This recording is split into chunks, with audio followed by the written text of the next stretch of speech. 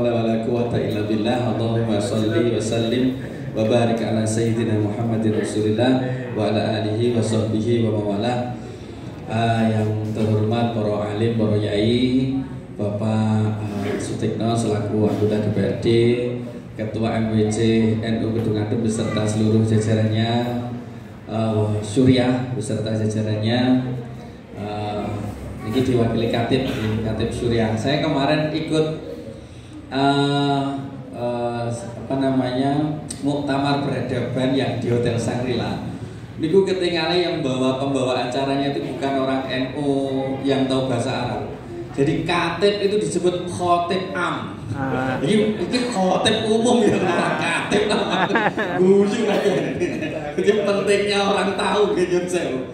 Dan terhormat khotib am ya. Terjadi gitu. Ketua Ma'arif beserta seluruh jajarannya, Bapak Ibu, para pejuang-pejuang semua di dunia pendidikan. Saya tadi tidak menyangka beliau ini ternyata juga saya mau bilang mahasiswa tuh gak enak, mau bilang mantan tuh gak enak. Sekarang istilah mantan tolong dihilangkan. Mantan tuh menyakitkan. Alumni ya, alumni. Kalau alumni itu masih bisa reuni, tapi kalau sudah mantan tuh susah. Baik, jadi saya dibatasi terkait dengan dunia kependidikan. Ini saya tuh kalau tadi itu saya bisik-bisik sama Pak Rahmat ini, Pak Rahmat, ini badai apa? Badai Ma'arif yang baru. Saya tuh gini, kok apa ya badai? Betul, saya salfok tuh. Tapi saya selalu bahagia itu kalau berada di tengah-tengah para pendidik-pendidik, khususnya itu Ma'arif. Itu wajah-wajah ikhlas semua. Ikhlas. Wajah-wajah ikhlas. Betul.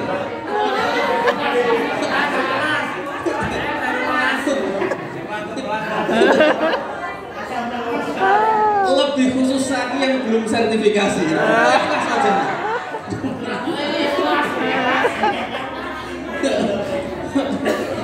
Saya itu ya kan dulu itu kan selalu diplesetkan kan rata-rata gelar guru itu kan SPD, SPDI, sekarang jadi SPD lagi. Itu ya kelongso, masa SPD kok dipleset sarjana penuh derita. Sana betul.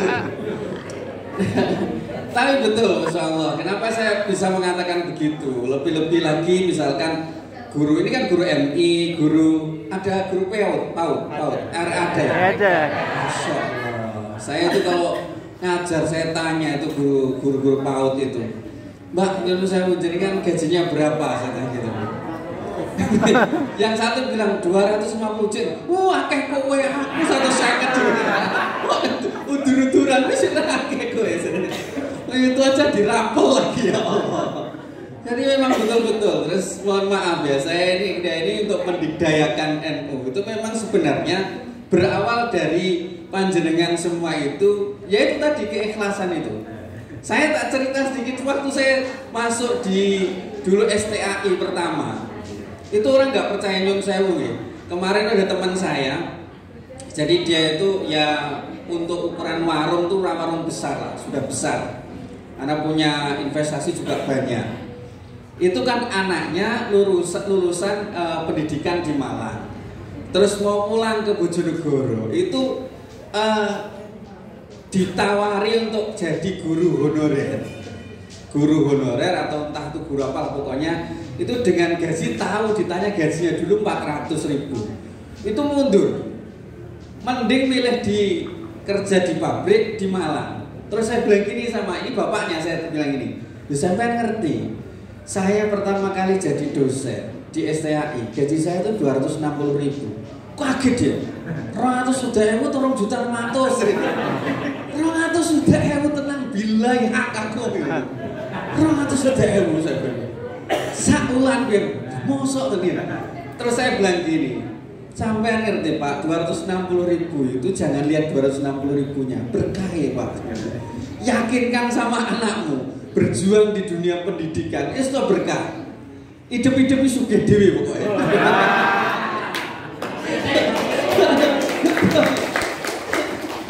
Kenapa saya mengatakan begitu? Subhanallah. Jadi NU bisa sampai 1 abad ini Pak, itu kalau nggak di muasisnya ikhlas nggak akan mungkin. Saya itu ngelis pondok-pondok pesantren yang sampai 100 tahun itu, mengapa mereka bisa eksis? Itu kuncinya cuma satu, muasisnya, pendirinya adalah orang-orangnya ikhlas. Betul itu, tak list gitu kan. Ya Allah, orang kok bisa sampai 100 tahun pondok pesantrennya dan tidak susut, paling tidak memang stabil atau naik.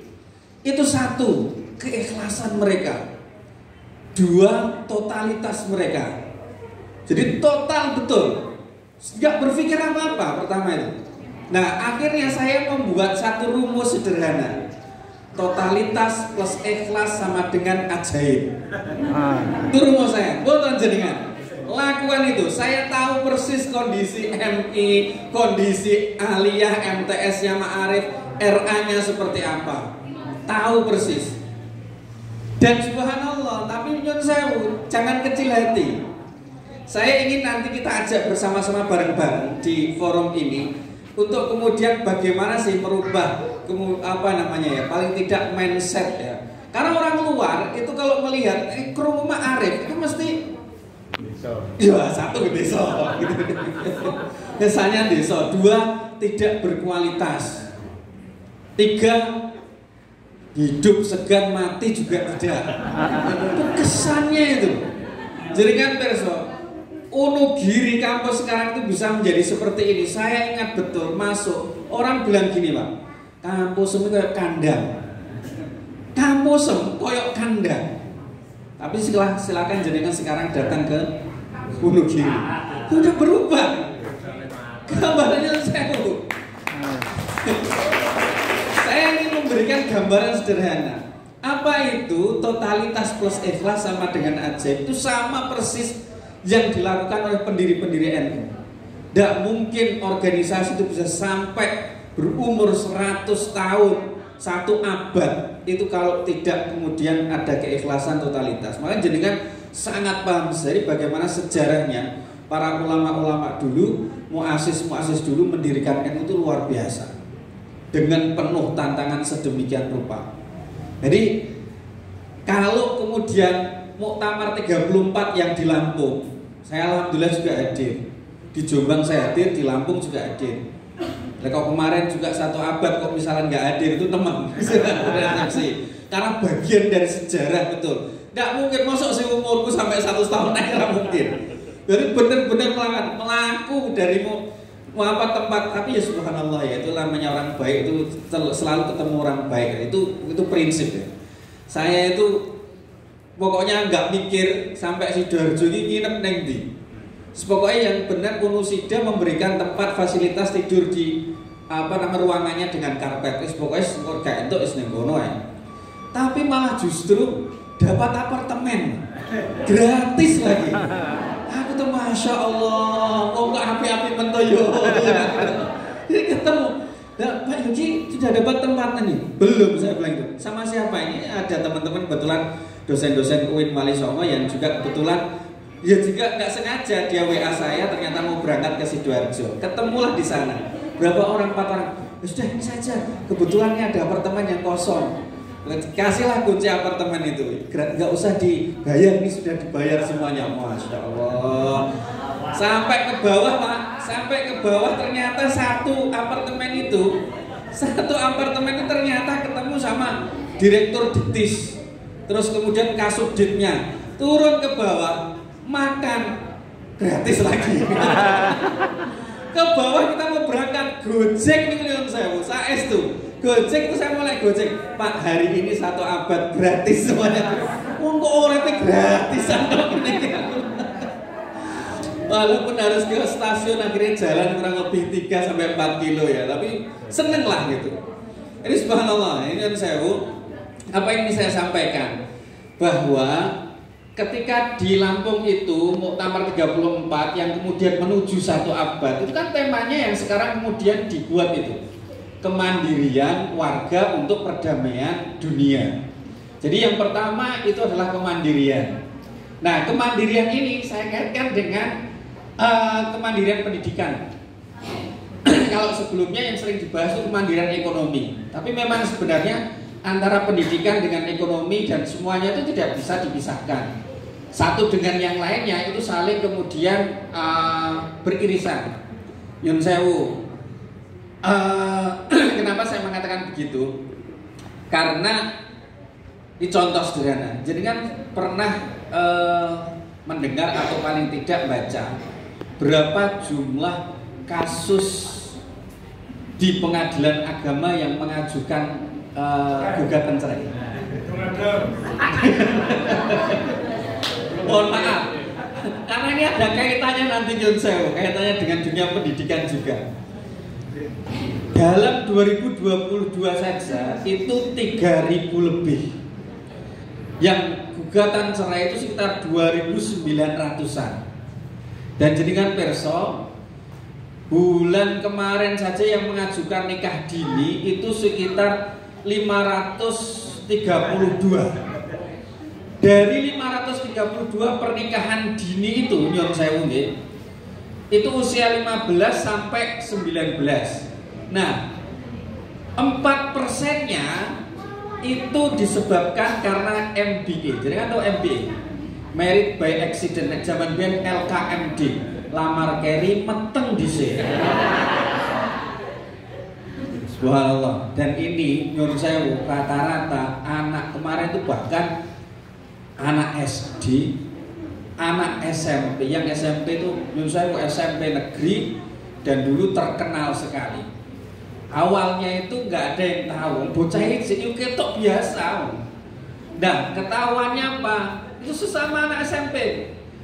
Yang cowok nggak mau bertanggung jawab, akhirnya sama ibunya si cewek ini dilaporkan ke polisi.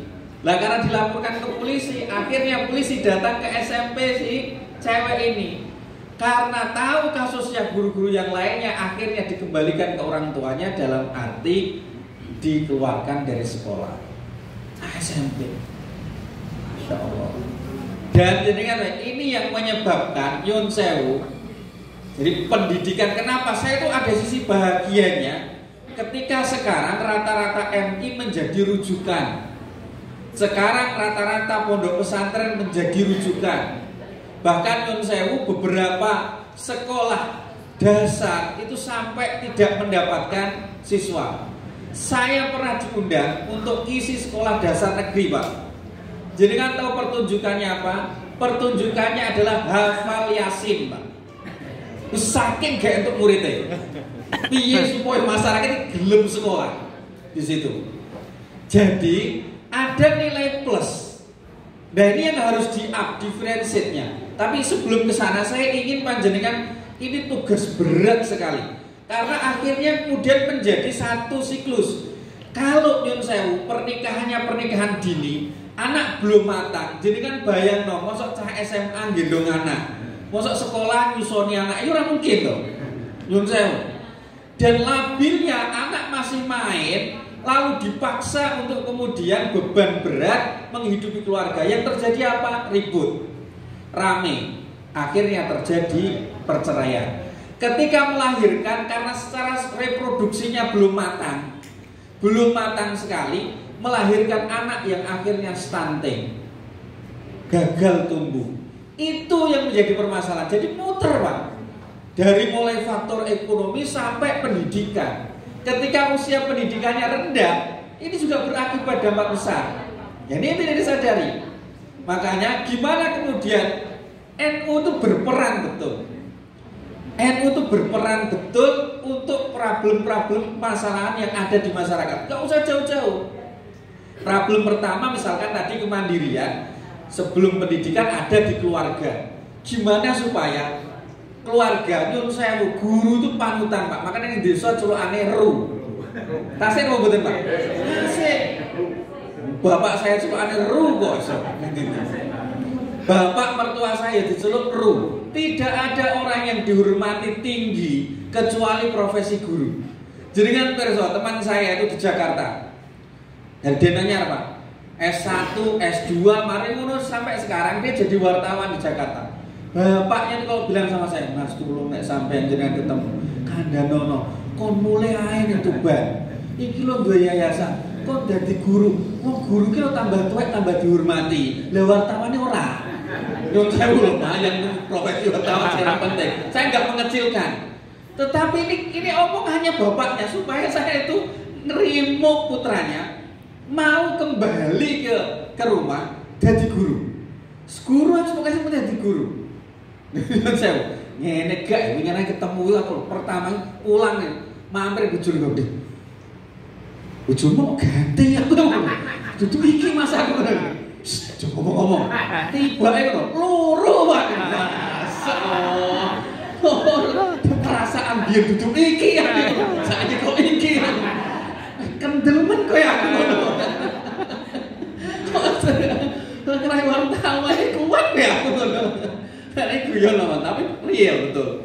Nah, apa yang saya sampaikan bahwa sesungguhnya panjenengan menjadi betul-betul teladan.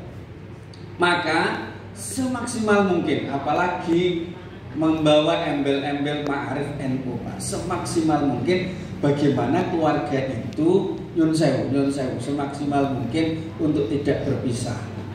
Itu saja sudah luar biasa.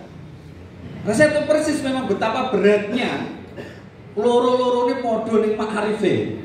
Sing siji RA, sing siji MTS. Wayahe Pak nikah akeh. Butuhane akeh iki yo masyaallah. Ditakoki yo piye kabare? Alhamdulillah ngeluh.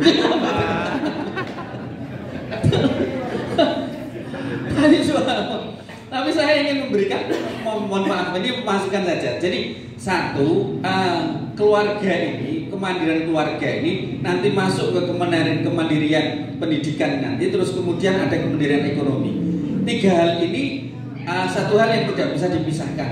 Maksud saya kemandirian keluarga ini nyun sewu adalah keluarga yang dibangun betul atas dasar tadi itu, atas dasar keikhlasannya itu tadi, atas dasar pengabdiannya. Berat nyun sewu. Bapak-bapak itu yakin media sosial sing dideloki wong ayu-ayu to, Bu.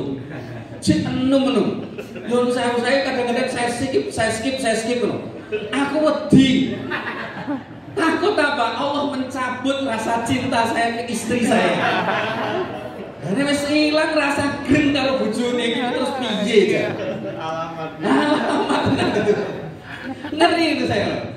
Nyun sewu ini bagian contoh sederhana sekali. Ternyata problemnya jenengan sebenarnya walaupun kondisi ekonomi tidak jauh beda dengan yang secara ekonomi mapan. Loh kok bisa begitu? Loh saya itu punya rutinan di Exxon Mobil. Itu samawa, sakinah mawaddah warahmah. Jenengan perso. Mereka itu kan secara ekonomi itu ya sudah tidak diragukan lagi. Tapi mengapa kok kemudian, mohon maaf, keluarga ini kadang tidak bisa dipertahankan. Yang perempuan karir terus. Padahal, saya kalau dalam konsep Islam, ar-rijalu qawwamuna 'alan nisa, sering hanya diartikan laki-laki itu adalah pemimpin bagi perempuan. Itu kan sering diartikan begitu. Padahal qawwam itu kan sighah mubalaghah, artinya itu yang banyak berdiri. Laki-laki itu yang banyak capeknya. Itu laki-laki. Sedangkan perempuan itu menjadi penyejuk hati. Meskipun karirnya lebih tinggi, meskipun ekonominya lebih besar. Jadi mboten entuk, Bu. Wong lanang mulai kesel misalnya kok gak enak kopi, aku kuwesel mas gawe dhewe ngono. Gak boleh. Gak boleh. Perempuan tetap harus menjadi penyejuk hati. Meskipun karirnya lebih tinggi. Nah, sekarang kan enggak. Ketika karir lebih tinggi yang perempuan, ego sektornya tinggi sekali. Arogansinya tinggi sekali. Aku sing bandani anakku kok. Aku sing ngukokno kulkas kok. Aku sing ngukokno TV kok.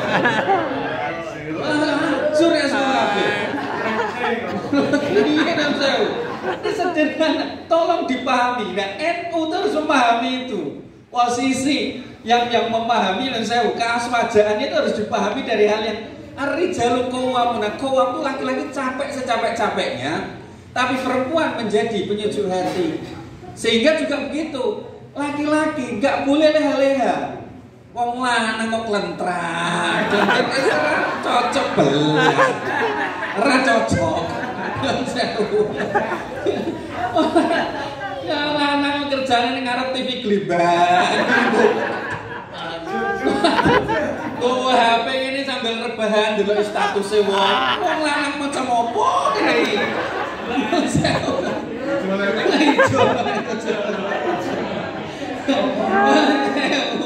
Nah ini buatan cocok belas. Makanya tiru tokoh perjuangan-perjuangan NU. Muassis NU itu buatan enten istirahat. Mbah Hasyim Asy'ari jenengan lihat biografinya. Ning sawah Pak, subhanallah. Beliau itu biasa di sawah. Beliau itu biasa maju Mbah Hasyim itu. Saya baca Masya Allah. Ya tetap begitu. Sebagai kepala rumah tangga, tetap sebagai kepala rumah tangga punya kewajiban tanggung jawab untuk kemudian mendidik, menafkahi, mengayomi keluarganya. Dan saya tuh berusaha mencontoh, nyon saya bagaimana ngajar itu menjadi kewajiban. Tapi bagaimana nyon sewu pemasukan ekonomi itu di luar dari mengajar. Beberapa kali lah pokoknya gagal sering usaha gagal, bolak-balik pulang dari Mesir 2006. Saya datang itu dikasih modal bapak saya itu 10 juta. Pakai.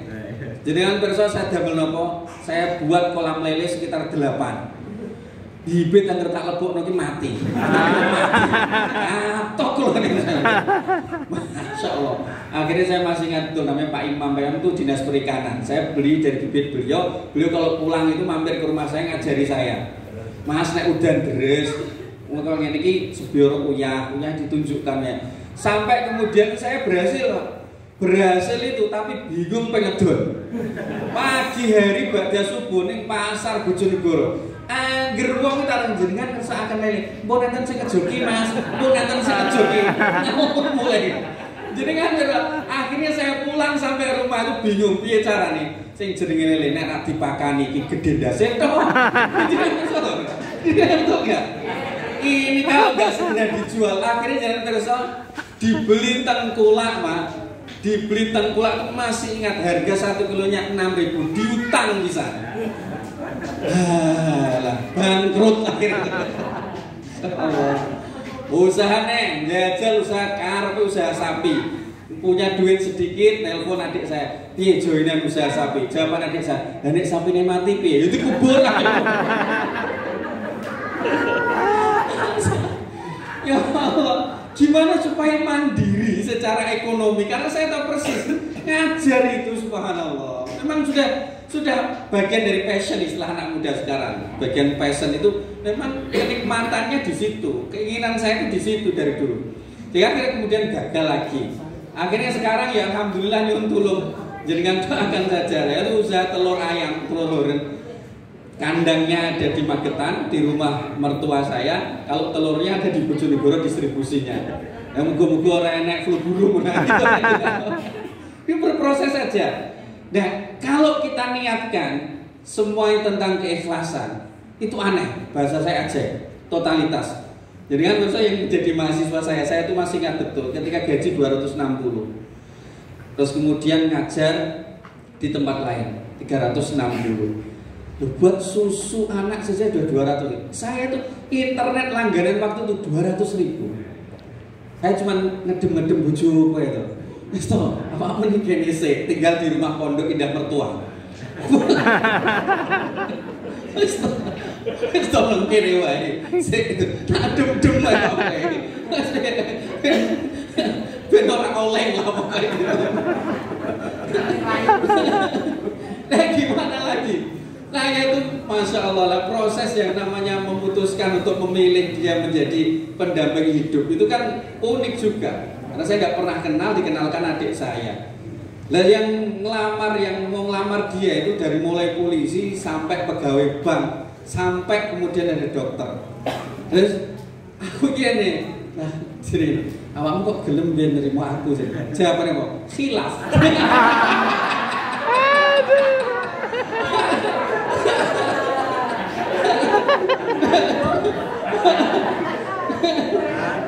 Woi tenang aja terus gak Terus dia cerita, biar aku tahu melok pengajian.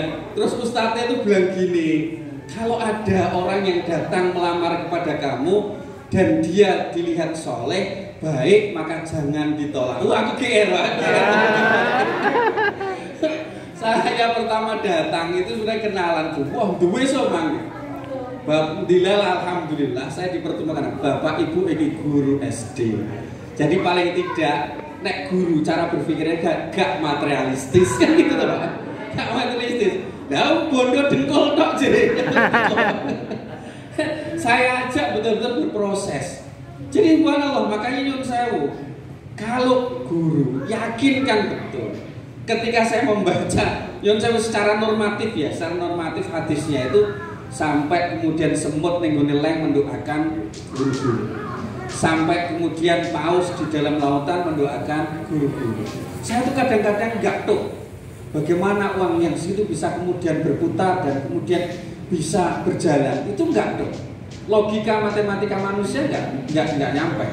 Tapi yakinkan kadang-kadang jenengan ya Allah subhanallah tiba-tiba yang duwe sepeda motor. Suwe-suwe alhamdulillah tiba-tiba duwe mobil. Subhanallah tiba iso bangun omah itu aneh sekali. Aneh banget. Jangan dipikir loh, Pak jenengan ya setahun biyen tahu kredit, ya tahu kok iso. Tapi kapok sak kapok opo saiki wis. Jadi apa sepeda motor bin itu loh masih ingat saya masalah angger saulan 400.000 masih ingat saya. Sekarang tuh Pak wis kapok saking medine. Jadi saya ingin menyampaikan, monggo Pak Imam bahwa totalitas plus ikhlas itu sama dengan ajaib.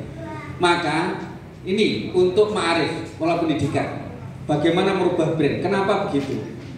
Rata-rata panjenengan kan tidak ada yang berani narik. Lalu sama betul. Rata-rata kan bahkan gratis, pakai dana bos, kan begitu toh? Rata-rata. Akhirnya yang di luar itu bahasanya itu bilang gini, alah murah kok. Murah Allah terus kemudian kesannya menjadi murahan. Nah ini harus dirubah. Untuk merubah mindset seperti itu di masyarakat susah sekali. Bayangkan jenengan sekelas Al-Azhar, bukan Al-Azhar Mesir ya, Al-Azhar Indonesia, baru bangun di daerah Tawangmangu, pondok pesantrennya istilahnya apa ya, pokoknya asrama, masuk saja 85 juta. Aku ini pondok apa tuh yo 85 juta lebih nih. Gede-gede pengenane kula nyun sewu survei ke Mojokerto. Pondok tahfidz. Saya baca di internet prestasinya ini. Saya datang sampai sini saya sana. Jadi kan perso masuknya 44 juta. Per bulannya itu ketika saya lihat per bulan kan ada brosurnya. Per bulan itu sekitar 2.750.000. Ekstranya satu bulan di tarif 1,5 juta. Masya Allah. Tapi nyun sewu ketika saya sampai di sana terkait kemudian saya melihat sendiri, menurut saya secara fasilitas ini kurang pas lah. Sehingga kemudian menurut saya branding itu boleh, membranding di luar itu boleh, packaging itu boleh, kemasan itu boleh. Tapi ada branding yang tidak boleh kemudian dihilangkan. Apa? Branding kompetensi. Ketika sampai ke sana orang bisa kecewa. Kalau sudah kecewa, lalu kemudian muncul keluar itu sulit. Tapi saya ingin ma'arif itu punya satu kelebihan yang tidak dimiliki oleh yang lainnya. Kelebihan panjangnya tadi saya sebutkan contoh kecil daripada yang umum, misalkan sisi agamanya. Ini yang tidak ada, ini yang harus di branding kuat. Jadi itu sudah sangat biasa sekali begitu. Apa bedanya dengan yang kemudian sekarang boarding school itu? Tinggal kemudian mengkualitaskan di sisi yang lain. Maka ini kemarin saya belajar dari tokoh branding. Mereka ada dua tadi. Branding itu satu, packaging itu kemasan, citra. Orang boleh mencitrakan dirinya, kemasan. Tapi ketika kemudian tidak sesuai dengan hasilnya atau kualitasnya, maka bisa ditinggal. Maka yang kedua adalah branding kompetensi.